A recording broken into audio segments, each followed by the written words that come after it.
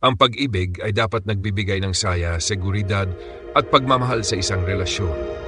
Ngunit minsan, maaaring hindi natin mapansin agad na nagbabago ang damdamin ng ating partner. Mahalaga na maging aware tayo sa mga senyales na maaaring nagpapahiwatig na hindi na tayo mahal ng ating partner. Sa video na ito, tatalakayin natin ang palatandaan na hindi ka na mahal ng partner mo. Wala na siyang interes makipag-usap o makinig. Ang kawalan ng interes sa komunikasyon ay isang malaking red flag. Kung napapansin mong hindi na siya interesado sa mga pag-uusap ninyo, bihira na kayong mag-usap ng malalim o tila hindi siya nakikinig sa iyo, maaring senyales ito na hindi na siya emotionally invested sa relasyon. Ang komunikasyon ay mahalaga sa pagpapanatili ng koneksyon sa pagitan ng dalawang tao. Kaya't kapag ito'y nawala, may malaking problema sa damdamin. Madalas na niyang iniiwasan ang physical na kontak. Ang physical na pagmamahal ay isang natural na bahagi ng relasyon. Ngunit kung napapansin mong iniiwasan na niya ang simpleng paghawak ng kamay, pagyakap o paghalik, maaring hindi na siya komportable o interesado sa iyo. Kapag nawawala ang physical na intimacy, ito ay tanda ng emosyonal na pagkakahiwalay at maaring nagpapahiwatig na hindi na siya naakit o mahal ka. 3. Mas pinipili niyang mag-isa o laging abala. Kung lagi siyang abala o mas gusto niyang maglaan ng oras para sa kanyang mga kaibigan, trabaho o personal na interes, imbes na makasama ka, ito ay isang palatandaan na hindi na niya pinahalagahan ang inyong relasyon. Ang pagkakaroon ng sariling oras ay normal, ngunit kung palaging ganito ang sitwasyon at tila iniwasan na niya ang oras na kasama ka, maaring hindi na siya interesado sa relasyon. 4. Hindi ka nakabilang sa kanyang mga plano.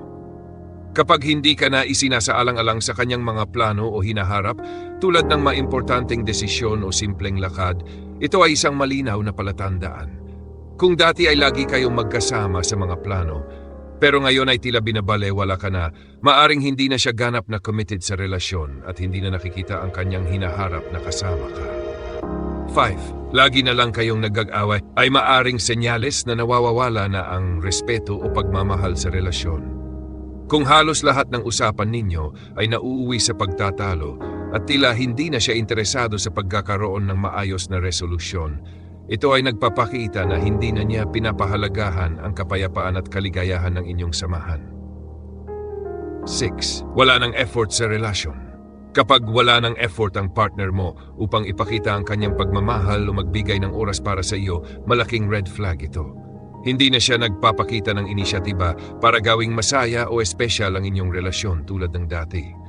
Ang pagkakaroon ng effort ay mahalaga upang manatiling buhay at masaya ang pagsasama, kaya't kung nawawala na ito, maaring hindi na siya interesado. Hindi ka na pinapahalagahan o binibigyan ng atensyon. Ang kawalan ng pagpapahalaga at atensyon ay malinaw na palatandaan na nawawala na ang pagmamahal.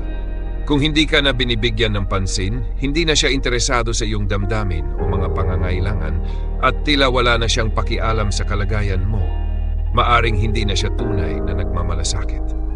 Konklusyon. Ang mga palatandaang ito ay hindi dapat balewalain. Kapag napapansin mo ang ilan o lahat ng mga ito sa iyong relasyon, mahalagang pag-usapan ninyo ng iyong partner ang inyong nararamdaman.